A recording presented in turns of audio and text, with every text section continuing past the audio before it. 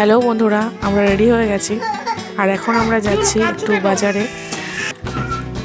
একটু কেনাকাটি করার আছে, বাজার করার আছে, আর সেই সুযোগে একটু ঘোরাও হয়ে যাবে। আর ছোট হচ্ছে জ্যাকেট পরবে না বলে বায়না করছে। সো ফাইনালি আমরা বেরিয়ে গেছি। আর আমার বড় ছেলে ও বাড়িতেই আছে, ও এখন বেরোয়নি কারণ ওর একটু ঠান্ডা লেগেছে। আর আগের দিনও যে আমরা বেরিয়েছিলাম আমাদের কৃষ্ণবাড়িতে গেছিলাম, তো সেইখানে যাওয়ার পর আসার সময় একটু ওর ঠান্ডা লেগে গেছে, তার জন্য ওর কাশি হচ্ছে, সর্দিও বেরোচ্ছে একটু নাক দিয়ে। তো সেই কারণে ও আজকে আমাদের সাথে বেরোয়নি। যেহেতু কৃষের ঠান্ডা লেগেছে, তো সেখানে ওর মুখে কিছুই ভালো লাগছে না, কিছুই খেতে চাইছে না, তো জোর করে খাওয়ানো হচ্ছে। সেদ্ধ ভাত তো একদমই খাবে না, তো সবসময় মুখরোচকটাই খোঁজে আর কি। আর বায়নার তো কোনো শেষ নেই, সবসময় ওনার পছন্দ মতোই আর কি খাবার বানিয়ে দিতে হবে। তো যাই হোক, যেহেতু শরীর ভালো না আর তখন অতটা জোরও করা যায় না, যেটা খেতে ইচ্ছা করে সেটাই ওকে দেওয়াই ভালো।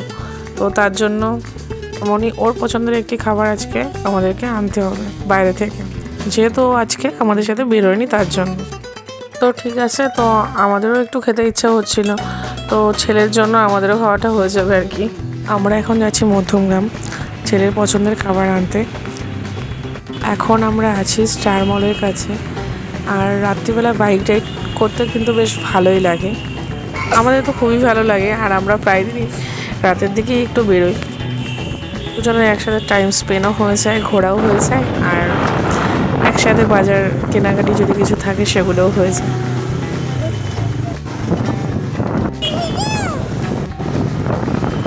সো কথা বলতে বলতে আমরা চলেও এসেছি।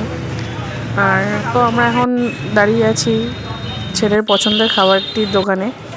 তো এই যে এখান থেকে এখন বিরিয়ানি নেব, নিয়ে আমরা চলে যাব বারাসাতের দিকে।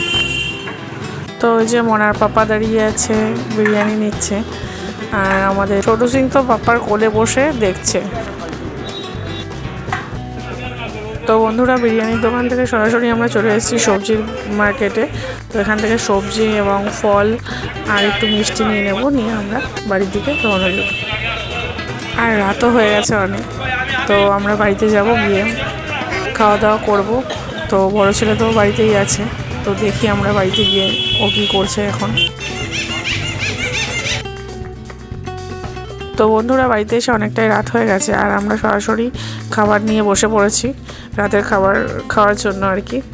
আর আমি গপু আর মনুকে বলেছি তোমরা দুজনে বসো, ঘাটের ওপর বসে টিভি দেখো, আমরা খাবার রেডি করে নিই, তারপর যখন ডাকবো তারপর নিচে আসবে। তো দুজনেই দেখুন কী সুন্দর ভালো ছেলের মতো বসে আছে।